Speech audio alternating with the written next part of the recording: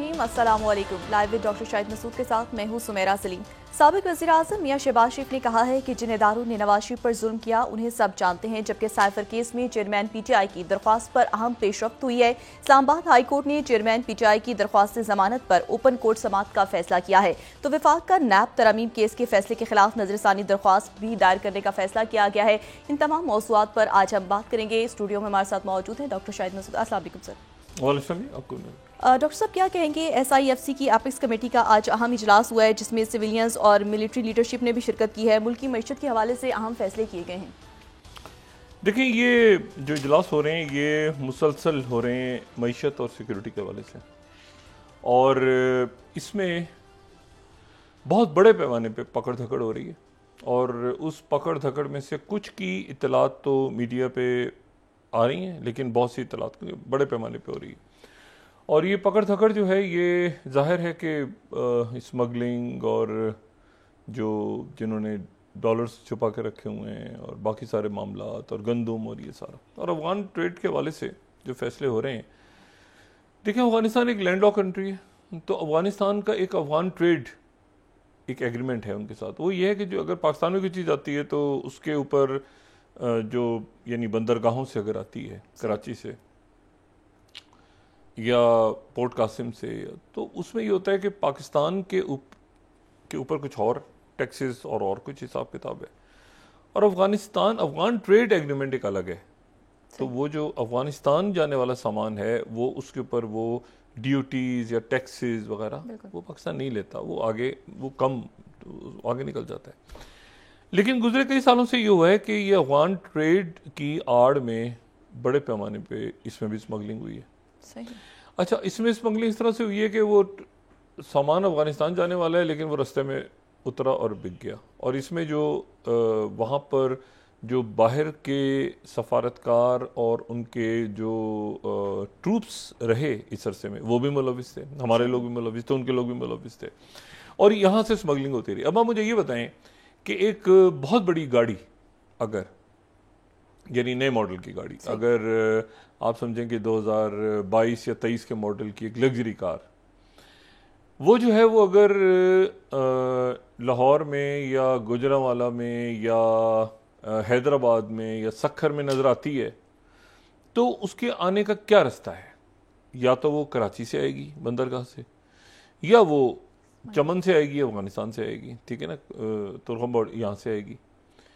और यही तरीका है। अगर आप उसको कानूनी तौर पे लेंगे गाड़ियों को तो वो फिर उसके टैक्सेस होंगे, उसका पूरा तरीकाकार है। तो गाड़ियाँ अफगान ट्रेड की आड़ में ये कई साल पहले भी इसकी तहकीकात हुई थी। डॉक्टर शुएब सड्डल साहब ने इसकी तहकीकात की थी कि कई हज़ार कंटेनर्स जो थे वो जो हैं वो अफ़गानिस्तान जो हैं वो जाते थे, और उसके बाद उनको चेक किया जाता था तो सामान रास्ते में उनमें से गायब होता था, कुछ और आ जाता था, कुछ वापस आते थे तो भर के आते थे। तो वो एक बड़ा प्रॉब्लम रहा है अफगान ट्रेड के। तो उसके ऊपर भी अब कड़ी नज़र रखी जाएगी और ये देखा जाएगा। देखें, बहुत बड़ी तादाद में लोग ऐसे मुल्क हैं जहाँ पे जंगों के की सबब जो है लोग पनाह दूसरे अपने पड़ोसी मुल्कों में लेने पे मजबूर हुए हैं। और फिर जब लॉन्ग टर्म ये मसाइल हो, अगर तवील मुद्दती, तो फिर उनका कोई ना कोई जो है वो जो मुल्क जिनमें वो पनाह लेते हैं वहाँ कोई ना कोई उनका तरीक़ाकार ज़रूर बनता है। और मैं ख़ास तौर पे मिसाल यहाँ पे दूंगा कि जैसे फ़लस्तीनी हमारे भाई हैं, तो अब वहाँ पे ज़ाहिर है कि एक कई सालों से एक मामला चल रहा है फ़लस्तीन में, इसराइल में। तो वो अगर जॉर्डन में आते हैं तो जॉर्डन में आने के लिए उनका एक ख़ास तरीक़ाकार है कि जॉर्डन में उनकी वजह से काफ़ी प्रॉब्लम्स हुए, जॉर्डन को भी हुए, उनको भी हुए, वो ख़ुद भी प्रॉब्लम्स में है फ़लस्तीनी। लेकिन एक तरीक़ाकार फिर वजह हुआ कि जी इस तरह से मतलब है कि जॉर्डन में इस तरह से फ़लस्तीन के जो लोग हैं वो आएंगे और फ़लस्तीन अथॉरिटी और इस तरह से जाएंगे। हालांकि दोनों बरादर मुल्क हैं, और जो मस्जिद अक्सा है उसका तो इंतज़ाम ही हाशमी ख़ानदान देखता है जो कि उर्दन का हुक्मरान ख़ानदान है, लेकिन फिर भी उन्होंने अपना एक सेट सिस्टम बनाया। इसी तरह से जो लेबनान है, वहाँ पर अगर सीरिया से लोग आ रहे हैं, और सीरिया की बहुत ज़्यादा, यानी आप देखें ना कि हिज़्बुल्लाह बहुत करीब है जो सीरिया के, लेकिन यह है कि वहाँ पर भी एक सिलसिला शुरू हुआ कि भाई बहुत ज़्यादा सीरिया के लोग अगर आ गए लेबनान में तो उसके नतीजे में लेबनान के लोगों का क्या बनेगा। ऐसे ही। इसी तरह से यूक्रेन से जो लोग जंग का ये जंगों के नतीजे में जाहिर है कि बहुत बड़ी कैजुअल्टीज जो हैं वो आम लोगों की होती हैं, ख़ानदान के ख़ानदान जो हैं वो जुदा हो जाते हैं। लेकिन फिर उसको एक ख़ास मरहले पे जाके जब जंग अगर ख़त्म हो जाए तो फिर उसको एक तरीक़ाकार के ज़रिए उसको एक सिस्टम में लाना बड़ा ज़रूरी होता है, ताकि वो लोग जो इस तमाम अरसे में आदी हो गए इन चीज़ों के और उसके नतीजे में उनको भी नुकसान हो रहा है और उनके जो मेज़बान मुल्क था उसको भी नुकसान हो रहा है, तो फिर एक तरीक़ाकार बनाना पड़ता है।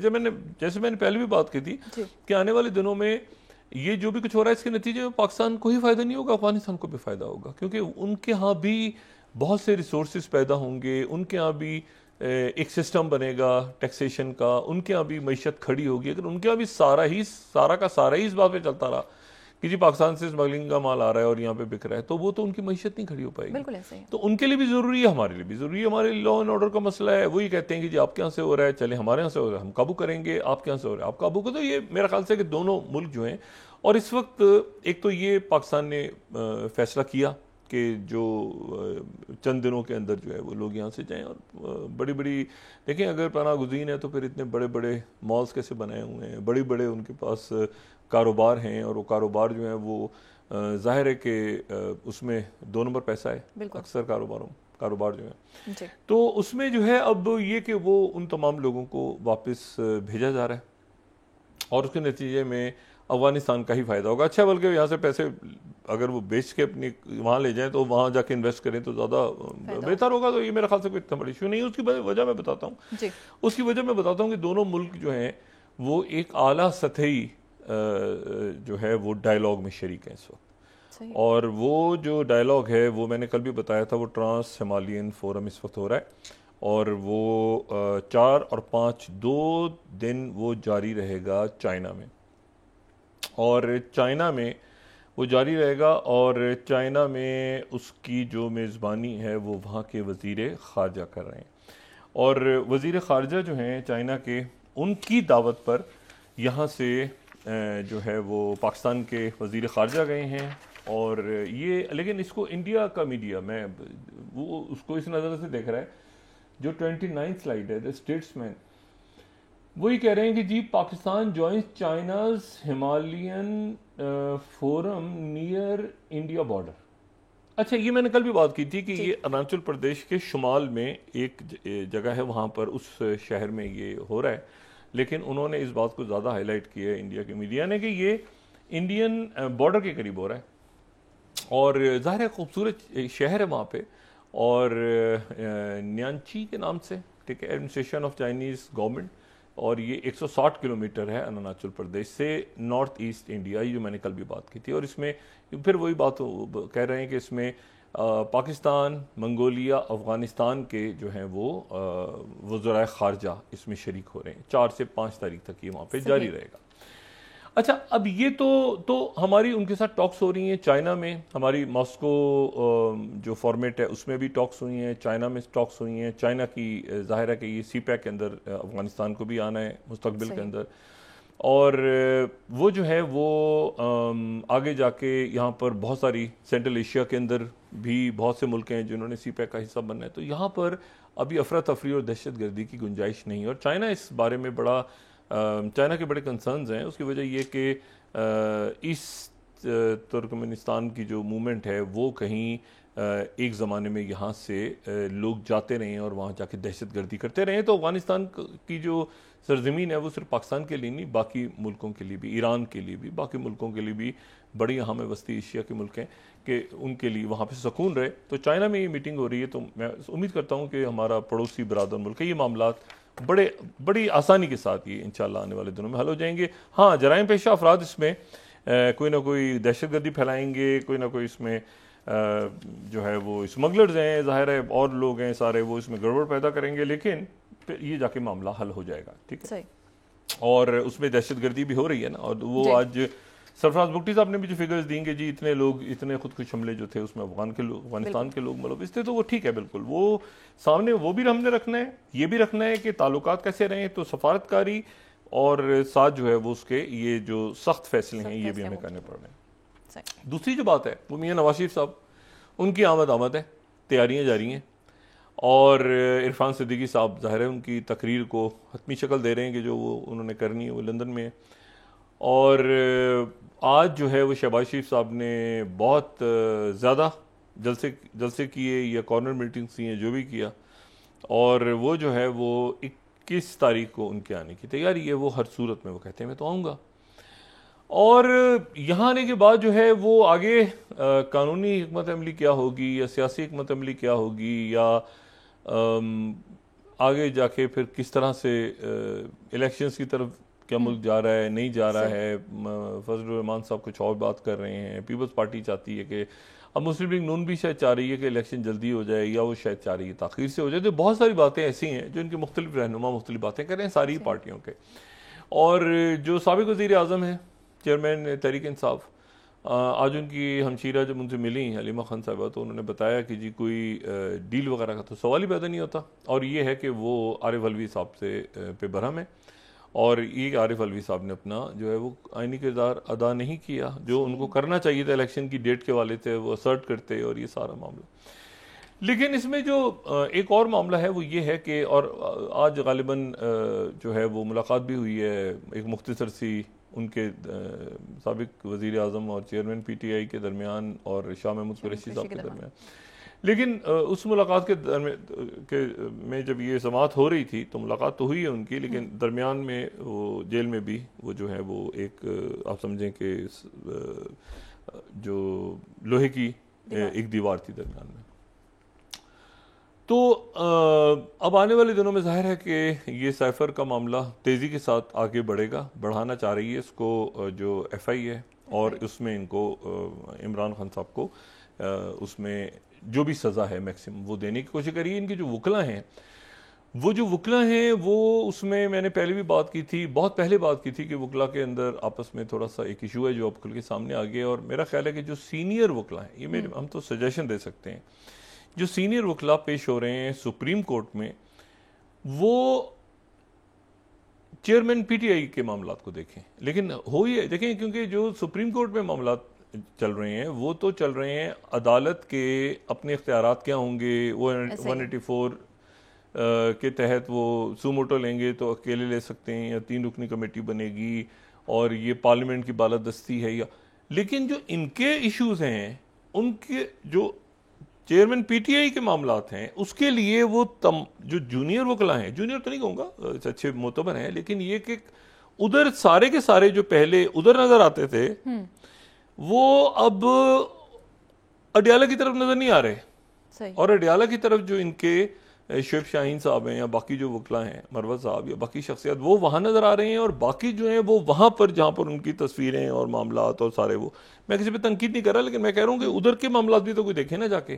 तो उधर के मामला तो कोई भी नहीं देख रहा कि भाई जेल में क्या सूरत हाल है, या कोई मिलने जाए उनसे, कोई बड़े वकील मिलने जाए, ये तो कोई भी नहीं हो रहा। वो TV पे दस्तयाब होते हैं, या वो यहाँ पे जो है वो सुप्रीम कोर्ट में मौजूद होती हैं शख्सियात, तो वो उनके जो इश्यूज हैं वहाँ पे, तो उसको तो वो नहीं देख रहे। उस पर तो ये शुएब शाहीन साहब और बाकी जो मैंने वकला का नाम लिया, इनकी जो टीम है वही जा रही है और वही सारे मामला देख रही है। अब ये देखें कि कितने बड़े अहम वकला की इस वक्त ज़रूरत है उन्हें, कि वकीलों की टीम उनकी तगड़ी हो, बड़े वकला हों, लेकिन वो वकला जो हैं मुझे नहीं पता कि क्यों यहाँ पर उनका साथ या उनकी आवाज़ नहीं उठा रहे। ठीक है, अच्छा, तो एक तो ये बात हो गई। दूसरी जो बात है उसमें भी साइफर में भी इनकी वकील बड़े वकील होने चाहिए थे। बड़े वकील हैं ये भी जो मौजूदा वकील हैं, लेकिन पूरी एक टीम होती है ना, जो मतलब जिसमें आपको कैपिटल पनिशमेंट और इस तरह की बातें हो रही हैं, तो एक बड़े वकला की आप टीम रखते हैं पूरी, वो नहीं है।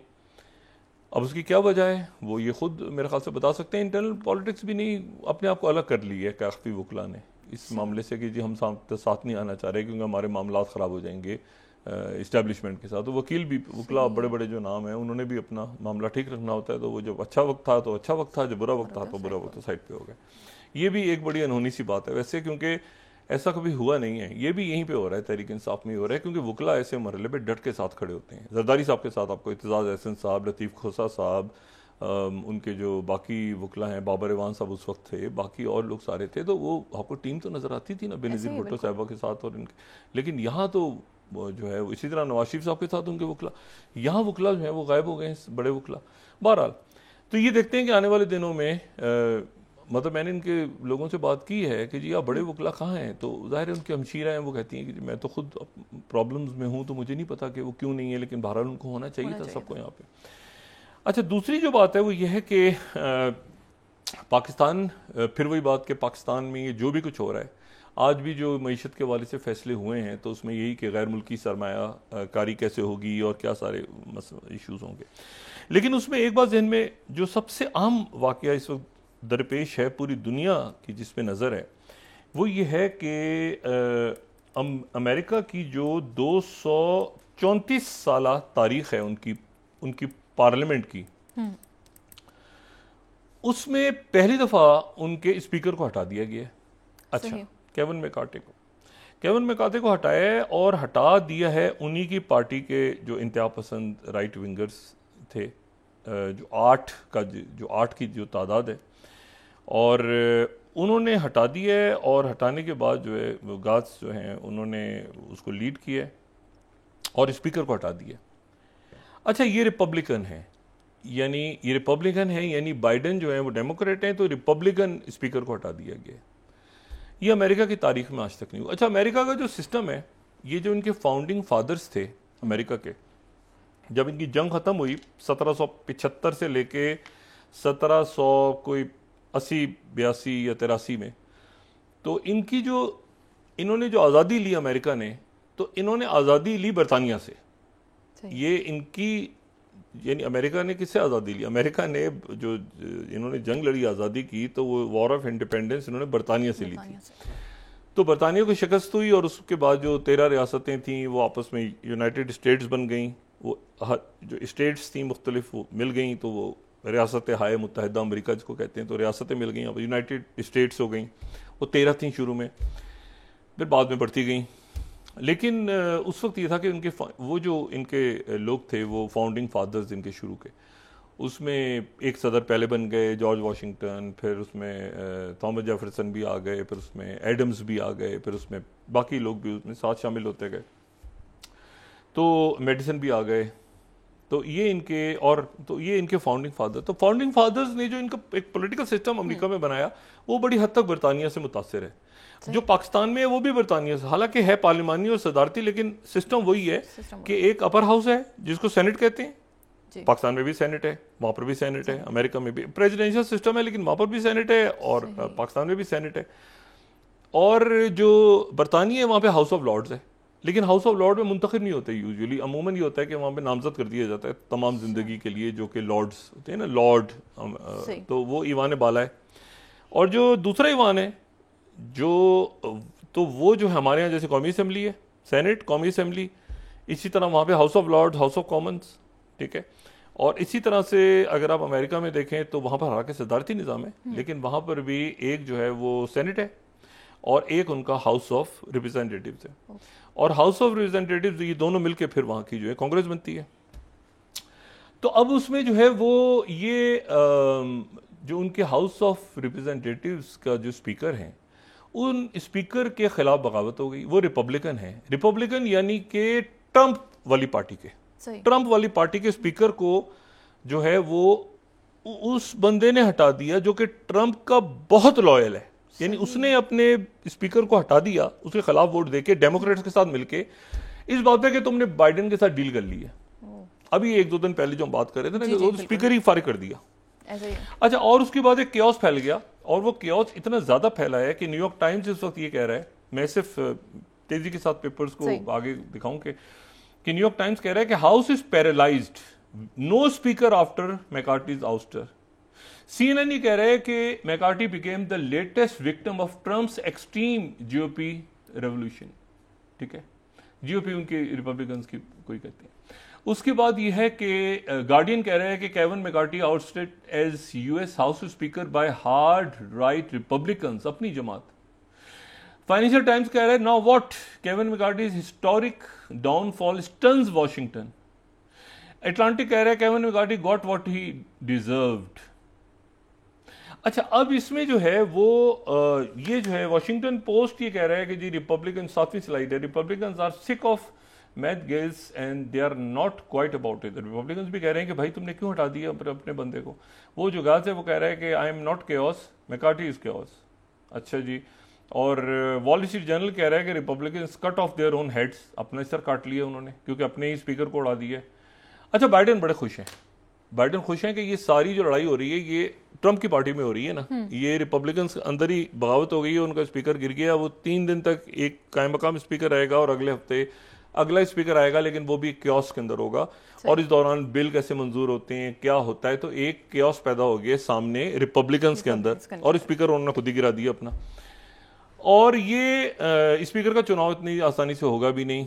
और इसके ऊपर अब अमेरिका का जो पॉलिटिकल सिस्टम है वो पूरी दुनिया उसको देख भी रही है, और जो रशिया और चाइना का जो मीडिया है वहाँ पे, सोशल मीडिया, बाकी जगहों पे वो ये कह रहे हैं कि देखें ये जमहूरियत है और यहाँ क्या हो रहा है। ये दुनिया को इंटरनेशनल सिस्टम का समझाएंगे, ये दुनिया को ये बताएंगे, इनके अपने यहाँ देखें क्या हो रहा है। इससे पहले कैपिटल हिल पे जो कुछ हुआ था, ट्रंप की पार्टी ने किया था, वो भी हमारे सामने है। और उसके बाद अभी स्पीकर ही गिरा दिया, और खुद अपनी पार्टी ने गिरा दी है डेमोक्रेट्स के साथ मिलकर, बिल्कुल 216-210 की वोटिंग से। तो ये एक बहुत बड़ा केओस पैदा हुआ है, और इस केओस का पूरी दुनिया पे असर है, क्योंकि और सबसे ज्यादा तो असर इसका पड़ा है यूक्रेन के ऊपर, क्योंकि यूक्रेन की मदद बंद की थी ना। ये 2 रोज पहले में हमने बात की थी, कल भी बात की थी कि यूक्रेन की हेल्प चूंकि उन्होंने बंद कर दी, तो यूक्रेन की मदद चूंकि बंद की, तो उसके नतीजे के अंदर वहाँ पे ये बात फैली कि जी ये कहीं डील हो गई है केविन मैकार्टी की और प्रेसिडेंट बाइडेन की, और उसके नतीजे में उन्होंने अपने स्पीकर को ही गिरा दिया रिपब्लिकन्स ने कि तुम तो मिले हुए हो। अच्छा, ये हो गया मसला बहुत ज़्यादा। और इसीलिए अब राइटर्स ये कह रहे हैं कि जो अगली एड है यूक्रेन की, जो 10th स्लाइड है, वो ये कह रहे हैं कि जी ये अब सारा डिपेंड करता है कि who takes over as House Speaker. तो ये अब एक इतना बड़ा केओस खड़ा हुआ है कि पूरी दुनिया इस वक्त ये देख रही है कि वहाँ पे बिल पास होने हैं, कानून साजी होनी है, मतलब इलेक्शन की तरफ जा रहे हैं, एक और केओस खड़ा हो गया है वहाँ पे कि जी वो स्पीकर ही नहीं है हाउस का। और उन्होंने नैन्सी पेलोसी को कहा है कि जी आप भी दफ्तर खाली कर दें, और ये, और मतलब एक हंगामा वहाँ पे, पूरा जो हार्ड लाइनर्स हैं उन्होंने ये सिस्टम गिरा दिए जो ट्रंप के पैरोकार हैं।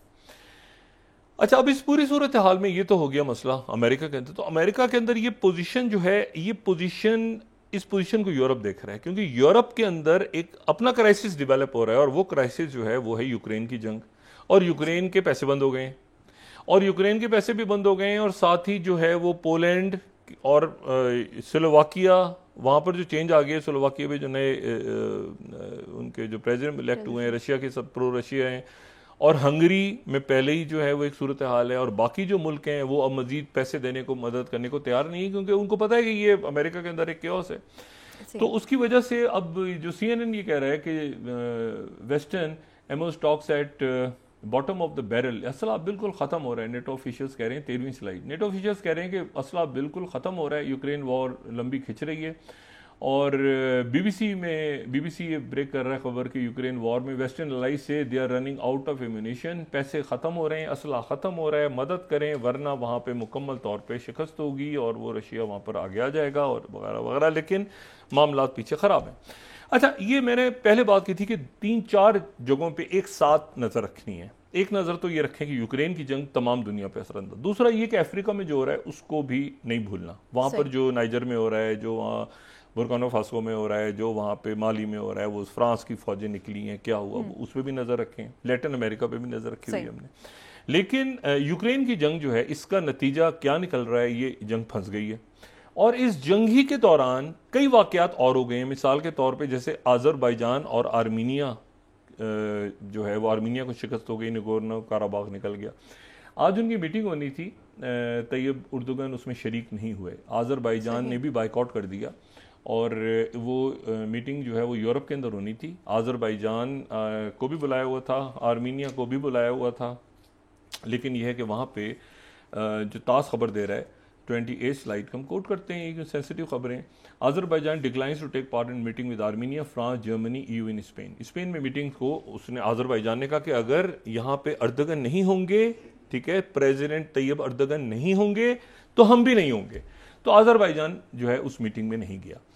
अच्छा, ये मिन्स्क प्लस या बाकी जो मीटिंग्स वगैरह इससे पहले होती रही हैं, लेकिन अब वो अजरबैजान चूंकि जीता है, टर्की जीता है उनका, तो वो उन्होंने कहा हम नहीं जा रहे, हम आर्मीनिया के साथ नहीं बैठेंगे, खासतौर पे उस वक्त जब तैयब अर्दोगन नहीं होंगे। उनको माइनस करके कोई डील हमारे साथ अमेरिकन या यूरोप ना करने की कोशिश करे।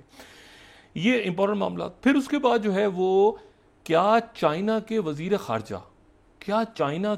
खारजा वांग ली अमेरिका जा रहे हैं? इस बारे में काफ़ी दिन पहले हमने बात की थी कि कोशिश हो रही है कि बहुत सारे अमेरिकन दौरा करें चाइना का, और कोशिश करें कि चाइना के वजीर खारजा दौरा कर लें अमेरिका का इस महीने। और इस महीने वो दौरा करेंगे तो अगले महीने जो एशिया पैसिफिक इकोनॉमिक फोरम का इजलास हो रहा है, एपिक की समिट हो रही है अमेरिका में, उसमें शायद शी जिनपिंग भी आ जाएं। सही। तो अभी तक इसकी कोई खबर सामने नहीं है, ना ऐलान हुआ है, लेकिन फॉरेन पॉलिसी ने जो 11 स्लाइड है उन्होंने ये खबर दे दी है कि China's foreign minister headed to Washington. अच्छा, मैंने इसको चेक किया, जो चाइना में वो कह रहे हैं कि जी बिल्कुल, क्योंकि वहाँ पर कुछ इस हफ्ते भी लॉ मेकर्स आ रहे हैं, कुछ चाइना, एंथनी ब्लिंकन गए हैं, बाकी लोग गए हैं सारे। लेकिन क्या चाइना के वजीर खारजा वाशिंगटन जाएंगे? और क्या वो जाएंगे तो क्या उसके बाद शी जिनपिंग भी जाएंगे वाशिंगटन, और क्या बात करेंगे? अमेरिका पूरी कोशिश कर रहा है कि चाइना के तरफ से, मैंने आपसे कहा ना कि वो फॉरेन पॉलिसी ने खबर दे दी सीधी सीधी कि हेडेड टू वाशिंगटन। कौन सी तारीख है, क्या तारीख है, कुछ नहीं पता, लेकिन 11वीं स्लाइड के जी वो आ रहे हैं, ठीक है। 11वीं स्लाइड दोबारा देख लें कि जी China's foreign minister is headed to Washington. अच्छा, अब इसमें बात है, बाइडेन एडमिनिस्ट्रेशन जो है वो बड़े अरसे से काम कर रही है शी जिनपिंग के दौरे के लिए, मीटिंग हो जाए और बाइडेन की, तो वो जो है वो अब दौरे की उन्होंने खबर दे दी है, लेकिन तफसील हमारे सामने नहीं। बहुत बड़ा इवेंट होगा अगर ये वांग ली जाते हैं या शी जिनपिंग जाते हैं। अच्छा, फिर उसके बाद जो है, तो एक तो यूक्रेन का मसला फंसा हुआ है इसलिए कि अमेरिका का मसला अंदरूनी खराब हो गया है, फिर ये स्लोवाकिया के रिजल्ट सामने आ गया है, फिर ये कि पोलैंड क्या करेगा, फिर अजरबैजान, आर्मीनिया, इस पे दूसरा जो मामला है वो मामला, उस मामले को जहन में रखना चाहिए हम सबको, और वो मामला है जो इंडिया में डेवलपमेंट्स हो रही हैं। इंडिया 2-3 मसाइल का एक वक्त में शिकार है। पहली बात तो यह कि उनका मामला अमेरिका के साथ खत्म नहीं हो रहा, ठीक है, और ये मामला खत्म नहीं हो रहा बल्कि खराब हो रहा है, ठीक है। और उसमें आज रॉयटर्स ने खबर दी है 14 स्लाइड कि इंडिया की जो स्पाइज हैं infiltrated west long before Canada's murder claim. अच्छा, और उसके बाद यानी बहुत सालों से जो मुख्तलिफ लोग हैं जो कत्ल वारत करनी है, ये करना है, वो करना है, वो मगरबी मुल्कों में जा चुके हैं, वेस्ट में। ये वेस्ट की बात हो रही है, ठीक है, यानी वेस्ट में है। ये पाकिस्तान की बात नहीं हो रही, अफगानिस्तान की बात नहीं हो रही, वस्ती एशिया की बात नहीं हो रही, ये नेपाल की बात नहीं हो रही, भूटान की बात नहीं हो रही, वेस्ट की बात हो रही है। दूसरी जो बात है, मैं ब्रेक पे जाने से पहले सिर्फ इसको कंप्लीट करूं कि अमेरिका ने फिर दोबारा कहा है, ये टाइम्स ऑफ इंडिया को कोट कर देते हैं, 15वीं स्लाइड अगर हम दिखा दें, कि Canadian allegations against India serious, need to be fully investigated.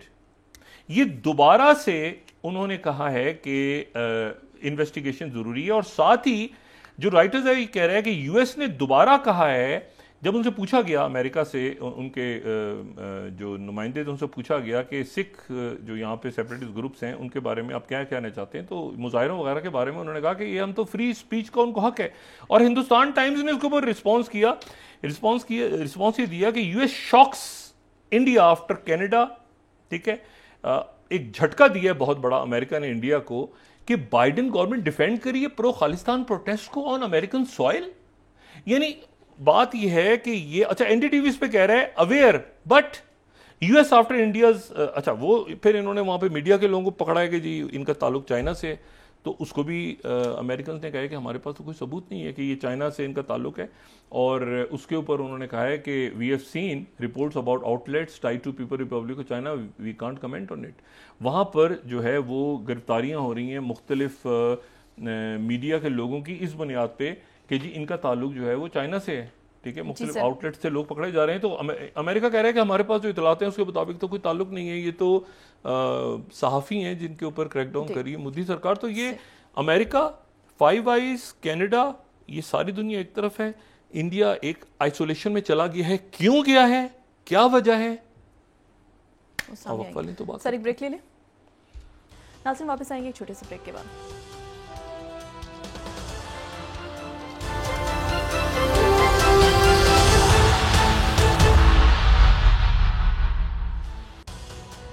Welcome back नाज़रीन। डॉक्टर साहब, अगर नवाज शरीफ साहब वतन वापस आ रहे हैं तो उसका क्या मतलब है कि इलेक्शन नवंबर में होंगे या जनवरी के आखिर तक होने के इम्कान हैं? अभी तक तय नहीं हुआ। सदर जो हैं वो नवंबर का ऐलान कर चुके हैं और इलेक्शन कमीशन जनवरी के आखिरी हफ्ते कह चुके, तारीख किसी ने भी नहीं दी। ये अगर स्लाइड हम दिखा सकें, ये अमेरिकन पार्लियामेंट किस तरह से रन करती है, तो आपको बड़ी हद तक ये इसमें पाकिस्तान या बरतानिया या भारत की शक्ल एक नजर आएगी। हालांकि पार्लिमानी निज़ाम है और सदारती निज़ाम है। उनकी कांग्रेस जो है वो सबसे, यानी कांग्रेस कैसे बनती है, ये अगर हम स्लाइड दिखा सकें, स्पीकर ऑफ द हाउस अगर हमारे पास तैयार है तो देखिए ना, एक पार्लियामेंट है जो कांग्रेस कहते हैं, उसके दो हिस्से हैं, सेनेट और हाउस, यानी हाउस ऑफ रिप्रेजेंटेटिव का समझ लें कौमी असेंबली, और सेनेट पाकिस्तान वाली, लेकिन सदारती निज़ाम है। उसमें प्रेसिडेंट हो गए, इधर स्पीकर हो गए, ठीक है, और उधर फिर उसके बाद तो ये जो है ये वहाँ का सिस्टम है, मेजॉरिटी लीडर, ये मेजॉरिटी, ये सारा 100 सेनेटर। तो ये आप देखें कि ये बड़ी हद तक ये सिस्टम, यानी है तो सदारती निज़ाम, लेकिन शक्ल इसकी बरतानिया वाली, पाकिस्तान वाली, इंडिया वाली, बाकी मुल्कों की झलक आपको यहाँ पे जरूर नजर आती है। क्योंकि उसकी वजह ये कि ये सिस्टम उन्होंने उधार लिया था बरतानिया से, जिनके साथ उनकी जंग हुई थी और उन्होंने आज़ादी हासिल की थी। अमेरिका की जो आज़ादी थी अमेरिकन ने, वो इंडिपेंडेंस, वॉर ऑफ इंडिपेंडेंस उनकी बरतानिया से हुई थी। अच्छा, उसके बाद मैं जरा इस बात पे आ जाऊँ ना कि ये बड़ी एक तशवीशनाक बात है कि इसको किसी तरह जयशंकर जो हैं या बाकी जो शख्सियात हैं भारत की, वो इस तलखी को ख़त्म नहीं करवा पा रहे। मिसाल के तौर पर ये जो है ये एक तो उन्होंने बात दोबारा की कि जी जो मैंने आपके सामने कोट भी किया, हिंदुस्तान टाइम्स 17 स्लाइड के, US shocks India after Canada, Canada के बाद अमेरिका ने भी झटका दे दिया। ठीक है, इस स्लाइड को दोबारा, इस खबर को दोबारा पढ़े हिंदुस्तान टाइम्स की, तो पता चलेगा कि अब अमेरिका ने झटका दिया है कनाडा के बाद। वो बाइडन गवर्नमेंट कह रही है कि pro Khalistan protest on American soil जो है वो डिफेंड करते हैं, हम उसको आज़ादी है हमें। लेकिन इसमें जो दूसरी बात है वो बात ये है कि देखें, इन्होंने पकड़ धकड़ शुरू की वहाँ पे, मीडिया के लोगों की उनका मामला है, लेकिन इसके ऊपर स्टांस क्या है? इन्होंने कहा कि ये चाइना से लिंक्ड है, चाइना से फंडिंग हो रही है, ये न्यूज़ क्लिक के जो वहाँ पे जो सहाफ़ी उससे वाबस्ता हैं, ये पोर्टल है, बड़े ज़बरदस्त सहाफ़ी हैं। अब जनाब इन्होंने कहा कि ये जो है ये चाइना से हैं। ये सवाल हुआ अमेरिकन से कि भाई ये तो बहुत बड़ी खौफनाक बात है कि चाइना के लोग इंडिया में आके मीडिया को रन कर रहे हैं। सही। अच्छा, अब उसके ऊपर अमेरिकन ने क्या जवाब दिया? ये 20 slide Indian Express, US news click शुरू कि हमें रिपोर्ट्स का पता है, aware of reports on portals China ties urges India to respect media freedom. ठीक है, मतलब वो कह रहे हैं कि भाई when not if US has any information of the potential Chinese influence operation that might be connected to this, उनके जो पटेल साहब हैं उन्होंने कहा नेगेटिव, हमारे पास कोई इतला नहीं है कि इनका चाइना के साथ लिंक है इन सहाफियों का। फिर इसी को हिंदुस्तान टाइम्स कह रहा है, can't comment on news click China's link, respect media freedom US. ये अमेरिका कह रहा है। देखें, अमेरिका अभी आप देखें आने वाले दिनों के अंदर और प्रॉब्लम्स पैदा होंगे, और ये प्रॉब्लम्स पैदा हो रहे हैं, क्यों पैदा हो रहे हैं, क्यों उसको रीड नहीं कर पा रहे, क्या इश्यूज हैं। इनके बहुत सारे जो स्पाइज हैं या बाहर के मुल्कों में काम कर रहे हैं, उनके नाम, उनका मीडिया कह रहा है कि हमें बताया गया है कि हम इनके नाम देंगे और वो सबूत भी देंगे और बाकी चीज़ें बढ़ेंगी। लेकिन उसके अलावा चौथी बात जो मैं बार बार कह रहा था कि मालदीव पे नज़र रखें। देखिए, हर मुल्क की कोई, उसको जब दुनिया देखती है तो उसकी हैसियत होती है ना कि आपने पड़ोस में क्या किया, दाएं क्या किया, बाएं क्या किया, अच्छा बुरा जो भी आपकी एक कोई हैसियत तो होनी चाहिए ना। अब इन्होंने जनाब मालदीव के अंदर इन्वेस्टमेंट की और ये कि मालदीव तुम्हारा बच्चा बन के रहेगा, जैसे भूटान, नेपाल, इधर उधर हर जगह घुस जाते हैं। अब जनाब यूरेशियन टाइम्स, और मैंने कल ही बात की थी कि वहां पे एक नेवल बेस के ऊपर इन्होंने इन्वेस्टमेंट की है। अब जनाब यूरेशियन टाइम्स क्या कह रहा है, 22nd slide, India's military base in Maldives jeopardised. आप जरा हेडलाइन देखें कि जेपरडाइज, खत्म हो गया पूरी मिलिट्री बेस। ठीक है, as pro China was to evict its biggest defense supplier. Elephant in the room is a naval facility. ये हम पहले बात कर चुके हैं कि नेवल फैसिलिटी, और ये 2021 में गए थे, 50 मिलियन इन्होंने दिए थे मालदीव के अंदर, और फिर दोबारा उसके बाद ये गए थे डिवेलप, सपोर्ट, मेंटेन, ये सारा इन्होंने किया था वहाँ की हार्बर पे। अब ये चला गया। दूसरा, दक्कन हेरल्ड खबर दे रहे हैं इंडिया से, यही खबर, as Maldives elect pro China leader uncertainty over India's naval facility construction, 23वीं स्लाइड। और साथ ही देखिए बात यह है कि वहां पर क्या मतलब प्यार मोहब्बत के लिए नहीं गए थे कि वहां पे लोगों की खिदमत करनी है, वहां पर नेवल बेस और चंद नेवल बेसिस जो इंडिया से बाहर हैं, उसमें से एक मालदीव, मॉरिशियस, ये बड़ी इंपॉर्टेंट, क्योंकि ये बिल्कुल आप समझ लें कि ये वो जगह है जो चंद किलोमीटर दूर है, नॉटिकल माइल्स उनकी सरहद से। और 24वीं स्लाइड देखें तो प्रेसिडेंट शी ने मुबारकबाद दी है नए मालदीव के नए सदर को, और कहा है कि हमारे जो ताल्लुकात हैं वो बड़े ज़बरदस्त होंगे आने वाले दिनों में, और हम मुबारकबाद पेश करते हैं मालदीव के साथ ताल्लुकात जो हैं चाइना के बड़े ज़बरदस्त होंगे। इसी को तो ये एक ही जंग चल रही है पूरी दुनिया में। यूरो न्यूज़ यूरोप से क्या कह रहा है, इधर क्या कह रहा है, इधर क्या हो रहा है, दाएं बाएं आगे पीछे। यूरो न्यूज़ 25वीं वो कह रहा है रशिया रिपेल्स लैंड एंड डोनर attacks, Moscow mobilisation plan and West running out of ammunition. ठीक है, तो ये उसकी जंग को रोकना, अमन का मामला, फिर मैं बात दोबारा कर रहा हूं कि ये जो है ये हल करेगा चाइना या मिडिल ईस्ट, या इसको कौन हल करेगा मैं नहीं जानता, लेकिन किसी ना किसी को हल करना पड़ेगा। अच्छा, एक और बड़ी इंटरेस्टिंग खबर जी, ये अजरबैजान आर्मीनिया में हुआ क्या है, एक ही दिन में 24 घंटों के अंदर अंदर शिकस्त हो गई। क्या हुआ? इसके ऊपर पॉलिटिको ने आज एक एक्सक्लूसिव न्यूज दी है। वो कह रहे हैं यूरोप, 26वीं स्लाइड, ये बड़ी इंटरेस्टिंग है। EU, Russia and US held secret talks before Nagorno-Karabakh blitz. इसके से पहले जो है तीनों मुल्कों के दरमियान खामोश राब्ता हुआ था। सही। यूरोप, रशिया और अमेरिका के दरमियान कि हमने भाई यहाँ पे निगोर्नो-काराबाख पे आर्मीनिया को छोड़ के हमने आज़रबाईजान को, जो आज़रबाईजान ने करना है करें। इसके ऊपर तास ने क्लैरिफाई किया है, रशिया ने इसके ऊपर रिस्पॉन्ड किया है। जो 27वीं स्लाइड वो कह रहे हैं कि क्रेमलिन ने क्लैरिफाई किया है nature of talks between Russia and West on Karabakh issue. वो कह रहे हैं बात हुई है, लेकिन इसको गलत अंदाज के अंदर जो है वो दिमित्री पेस्कॉफ ने कहा है कि सर्टन ये जो टॉक्स की बात चली है इसको गलत अंदाज में लिया गया है। काराबाख डिड टेक प्लेस, ठीक है, certain contacts on Karabakh did take place, but it wasn't about the talks that were discussed in the media. तो फिर कौन सी टॉक्स थी काराबाख के हवाले से? ये एक बड़ी मिस्ट्री है जो आर्मीनिया के अंदर भी और पूरी दुनिया में। ये बात मैंने 3-4 रोज पहले, 5 रोज पहले बात की थी कि जब ये होएगा, जब ये सारा कुछ होगा तो रशिया उससे आंख बंद कर लेगा, अमेरिका भी आंख बंद कर लेगा, और ये आज़रबाईजान आगे जाएगा, और इसके बाद में हमें पता चलेगा कि क्या हुआ है। और इंडिया को भी काफी अरसे के बाद पता चलेगा कि उनके साथ क्या हुआ है, या पता चलना शुरू हो गया होगा। मेरा तो ख्याल है पता, ये जब 2020 में ये स्टार्ट हुआ ना, ये चाइना के साथ कॉन्फ्लिक्ट, उस वक्त से मेरी आज तक एक राय है, और उसकी वजूहात हैं जो मैं किसी को बताऊंगा, कि जब चाइना के साथ इनका फड्डा पड़ेगा, बढ़ेगा, खराब होगा, तो इनकी मदद के लिए अमेरिका नहीं आएगा।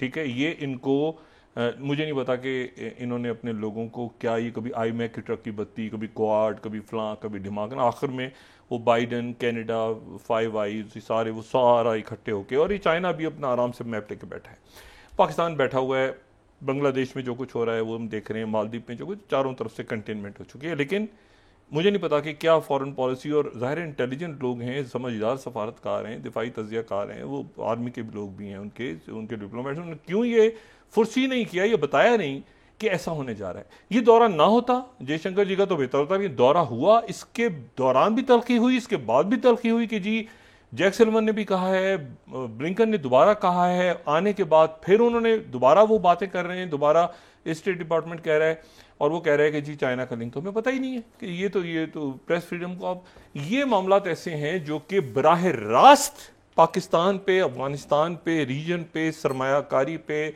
और जो स्ट्रेटेजिक आपका स्फीयर है उस पे ये असरअंदाज होने जा रहे हैं।